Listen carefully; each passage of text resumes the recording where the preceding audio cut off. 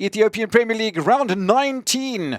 Adama Rakkoo faayinaansii kilaba kubbaa miilaa bulchiinsa magaalaa Adaamaa mudachaa jiru furuuf sagantaa galii walitti qabuu geggeessuuf sanadni waliigaltee mallattaa'eera. Sanadni waliigaltee kun waajjira dargaggoof ispoortii bulchiinsa magaalaa Adaamaa fi dhaabbata maltiimiidiyaa fi ivantii roobaa gidduutti mallattaa'e. Waliigaltichi kilaba kubbaa miilaa bulchiinsa magaalaa Adaamaa humna faayinaansii isaa cimsuuf kan kaayyeeffatee fi kana fiixa baasuuf hojiiwwan garaagaraa hojjechuuf karoorsu. Hoogganaan damee maarkeetingii dhaabbata maltiimiidiyaa fi ivantii roobaa obbo Kamal ta'inashoo himaniiru. Sirna baniinsaa guddaa ta'e tokko ni qabna bulchiinsa magaalaa Adaamaa keessatti.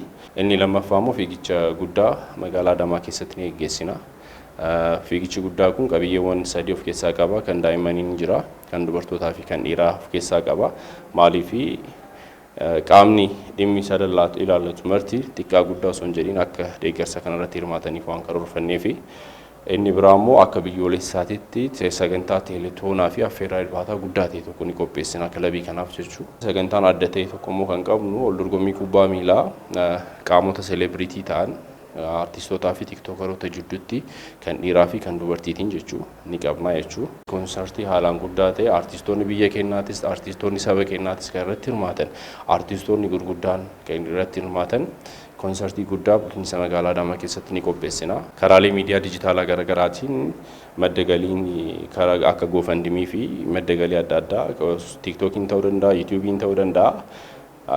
Madda galii guddaa mallaqa guddaa walitti sassaabuudhaaf karoorfannee jirra jechuudha. Sagantaawwan qophaa'an kun rakkoo faayinaansii kilabicha mudachaa jiru furuuf kan eegalamuu fi birrii miliyoona 100 ol walitti qabuuf karoorfamuu itti gaafatamaan waajjira dargaggoof ispoortii bulchiinsa magaalichaa obbo Mulugeetaa Qaabatoo dubbataniiru. Kilabiin keenya kilabii guddaadha. Garuu immoo rakkoon maallaqaa, rakkoon faayinaansii guddaan nu mudatee jira jechuudha.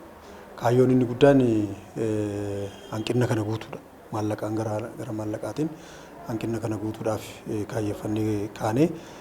Kana keessatti immoo dhaabbata kana faana hojiiwwan hojjennu hojiiwwan garaagaraa karoorfannee jirra. Maallaqa miliyoona 180 kana argachuudhaaf jechuudha. Hojiiwwan galii walitti qabu kun fuuldurattis itti fufamee kan hojjetamu ta'us obbo Mulugeetaan himan. Ivintiiwwan amma kaawwanni kana hunda isaaniitu karaa bilchina qabuu fi qophii gahaa gaggeessinee hamma gaggeessinee xumurrutti hin dhaabnu itti fufiinsaan gaggeessina.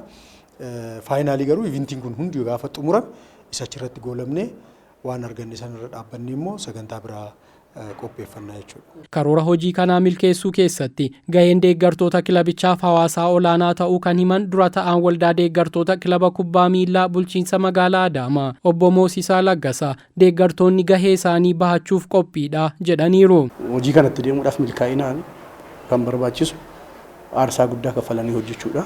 Hojii guddaa namarraa barbaada waan ta'eef gama keenyaan injirraa kanuma hojjechuudhaaf qophoofneerra.